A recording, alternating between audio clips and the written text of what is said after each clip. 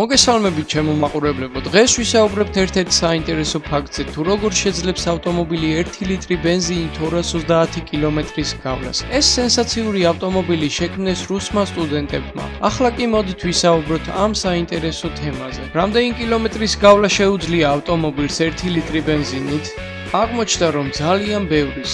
ყოველ შემთხვევაში ამის დამადასტურებელი ფაქტი წარმოდგენილი იყო ლონდონში გამართულ ფესტივალზე Make the Future.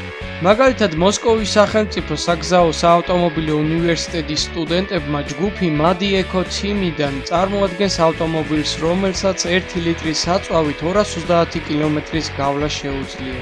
ამჟამად მოსკოველი სტუდენტების შექმნილი ავტომობილი ლონდონიდან რომში მოგზაურობს და შემდეგ ისევ უკან დაბრუნდება. თუმცა ეს ერთადერთი ავტომობილი არ არის, რომელიც გამოფენაზე არის წარმოდგენილი.